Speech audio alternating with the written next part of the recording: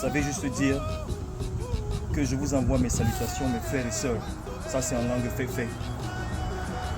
Aujourd'hui, on va réveiller notre frère Kalala Umutunde, qui est vivant, qui n'est pas mort. Okay? On va le faire à notre façon, de la façon dont nos ancêtres nous ont laissé.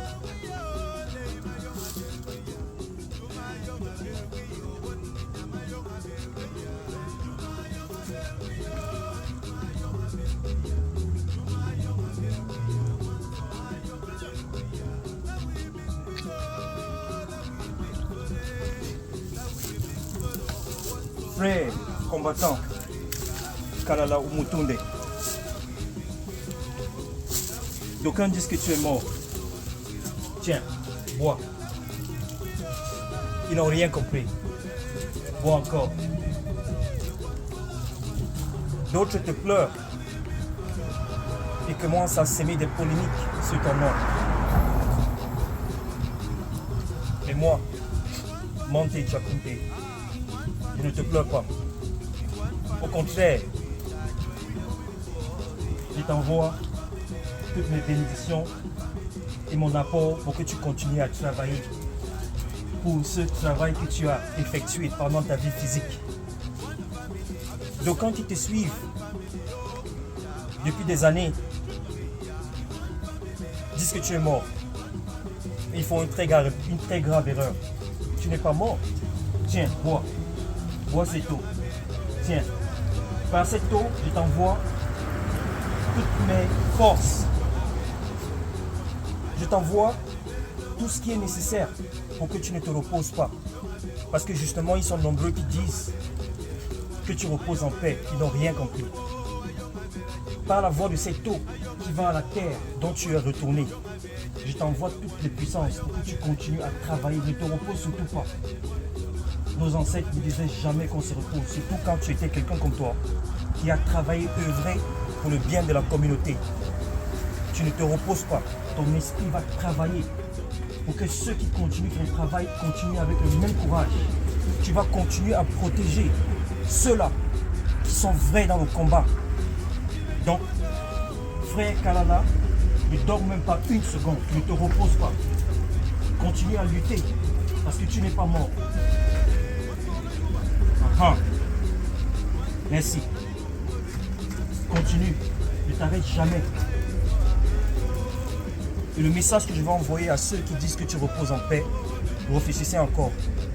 Ce message n'est pas africain. Chez nous, lorsque tu travailles pour ta communauté, lorsque tu œuvres de façon courageuse, comme le frère Kalala l'a fait, tu ne vas jamais te reposer. Au contraire, tu deviens un ancêtre qui va travailler nuit et jour pour veiller sur ta descendance, sur ceux-là qui continuent ton travail. Donc, encore une fois de plus,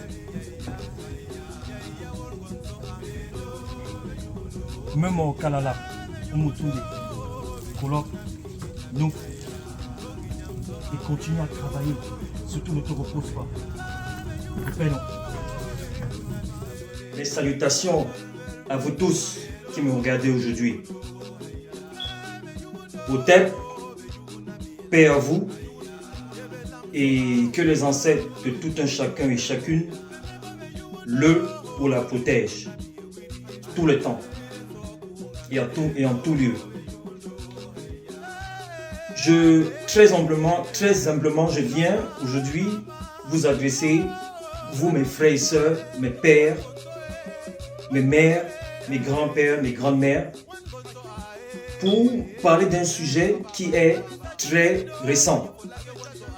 Ce sujet a à voir avec la mort physique de notre frère combattant, papa, éducateur,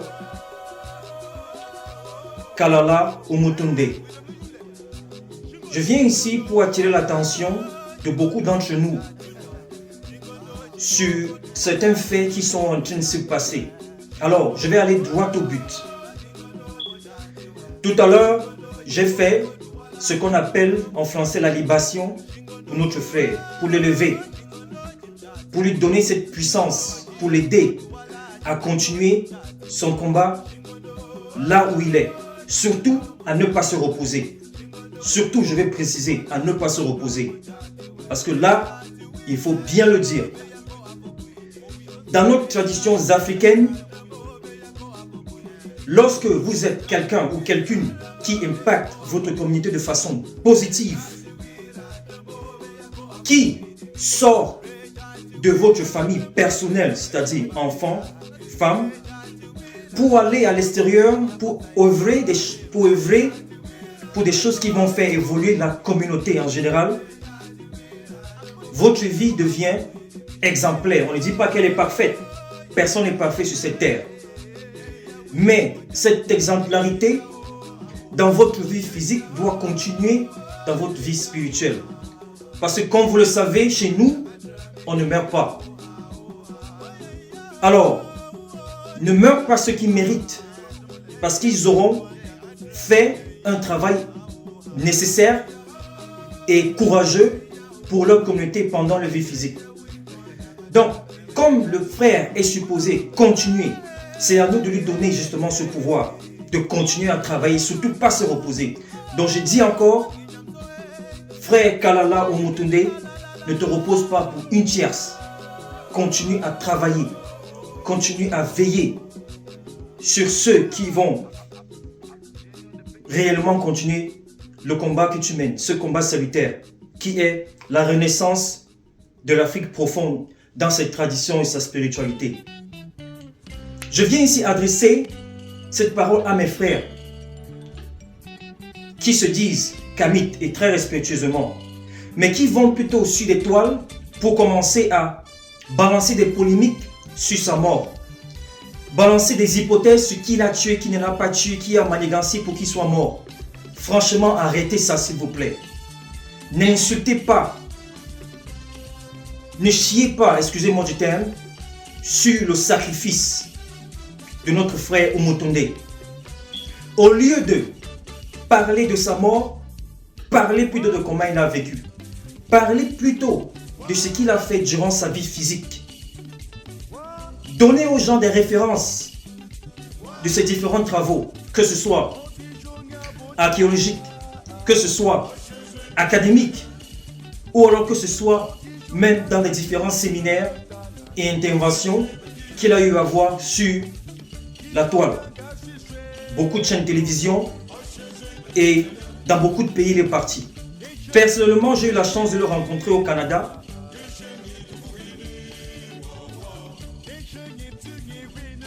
Il y a quelques années. Et le frère et moi avons eu l'occasion de discuter pendant un moment. Je ne vous dirai pas ce qu'on a discuté entre lui et moi, ça reste secret. Mais je vais vous dire une seule chose. Ce frère n'avait pas peur de mourir. Ce frère était conscient que son combat peut le précipiter 2 mètres sur terre. Il était conscient que ce combat pourrait, quel que soit où ça vient, très précocement l'envoyer 2 mètres sur terre, mais juste de façon physique.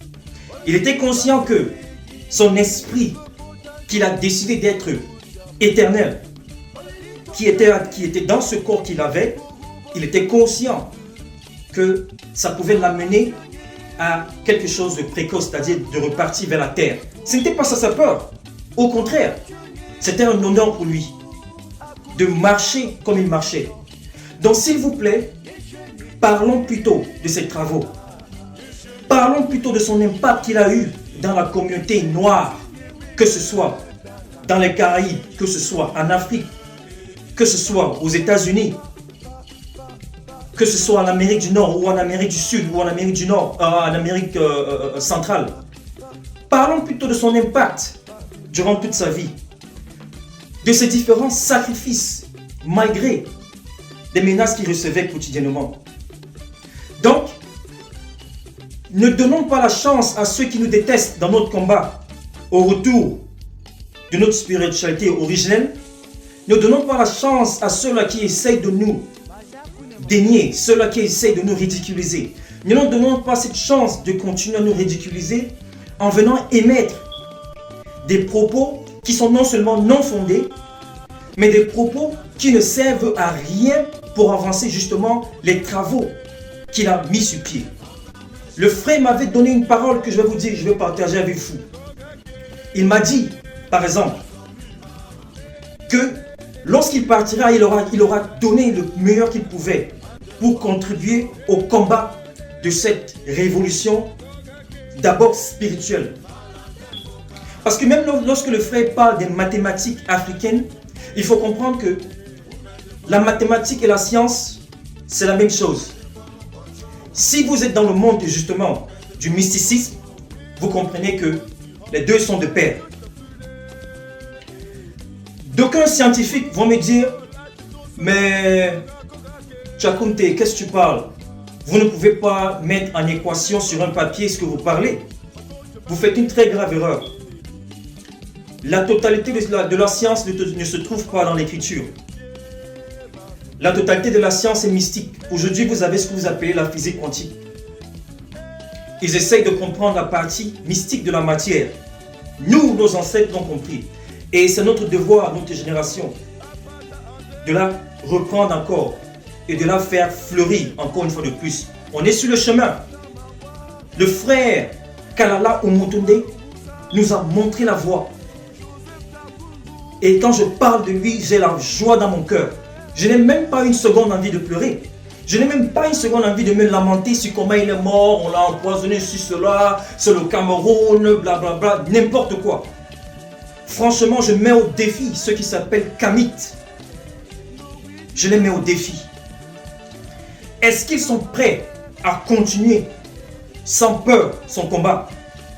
Est-ce qu'ils sont prêts à dénoncer de façon directe justement ces gens qui œuvrent à continuer à nous rendre abrutis, à continuer à nous retirer de cette connaissance qui va justement nous faire nous relever encore. Vous savez, vous ne pouvez pas nourrir un lion avec les herbes. Donc en tant qu'Africain, en tant que soi-disant Kamite, en tant qu'homme carboné,